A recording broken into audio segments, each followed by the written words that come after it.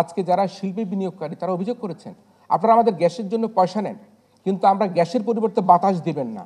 আমরা এমনও দেখেছি, এমনও শুনেছি অনেক শিল্প মালিকরা বলেছেন যে আমরা ইন্ডাস্ট্রিতে গ্যাস পাই না, গ্যাসের পাইপ দিয়ে বাতাস আসতে থাকে কিন্তু মিটারে বিল বাড়তেই থাকে। আমরা বিদ্যুৎ ও জ্বালানি খাতের দিকে যদি আসি, আমরা মনকির নকির বলি।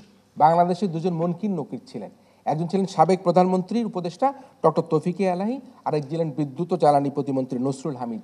এবং এই দুই মনকির নকির, দুই সেনাপতি কিন্তু বাংলাদেশের এই জ্বালানি বিদ্যুৎ খাতকে ধ্বংস করে দিয়েছে। ক্যাপাসিটি বিলের নামে বাংলাদেশের হাজার হাজার কোটি কোটি টাকা বনিয়াদের হাতে তুলে দিয়েছে।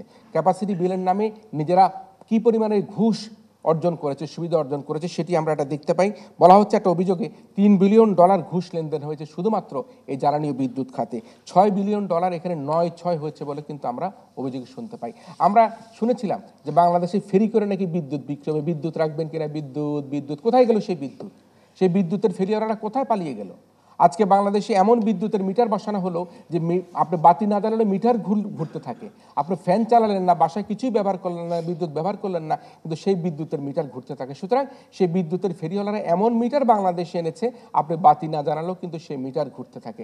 এবং আপনারা দেখেছেন যে যখন এই আমাদের ইন্টারনেট বন্ধ করে দেওয়া হয়, প্রিপেড মিটার আলাদেরকে প্রত্যেকে বলা হলো গভর্নমেন্টের পক্ষ থেকে 3,000 টাকা 5,000 টাকা করে আপনাদেরকে অগ্রিম দেওয়া হবে, কিন্তু সে পরবর্তী দেখা গেল সেই টাকাটা আবার কেটে রাখা হলো।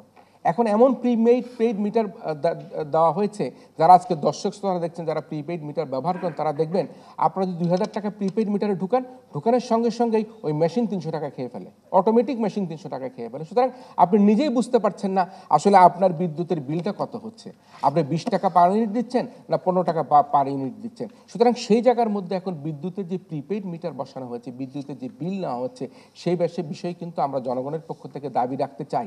আমরা জানতে চাই এটা কোন মিটার, কে মিটার এনেছে, এই মিটার কিভাবে টাকা খেয়ে ফেলে সেটা দেখতে হবে। আমাদের আজকে যারা শিল্পে বিনিয়োগকারী তারা অভিযোগ করেছেন আপনারা আমাদের গ্যাসের জন্য পয়সা নেন, কিন্তু আমরা গ্যাসের পরিবর্তে বাতাস দিবেন না। আমরা এমনও দেখেছি, এমনও শুনেছি অনেক শিল্প মালিকরা বলেছেন যে আমরা ইন্ডাস্ট্রিতে গ্যাস পাই না, গ্যাসের পাইপ দিয়ে বাতাস আসতে থাকে কিন্তু মিটারে বিল বাড়তেই থাকে। সুতরাং বাতাস দিয়ে গ্যাসের বিল নেবেন এবং বিদ্যুৎ ফেরি করে বেলবেন এবং জ্বালানি খাতকে বাংলাদেশ সর্বোচ্চ খাতে আপনারা নিয়ে গিয়ে এলএনজিকে উৎসাহিত করে বিদেশ থেকে এলএনজি আনবেন, সেটি কিন্তু আর বরদাস্ত করা হবে না বাংলাদেশের পক্ষ থেকে।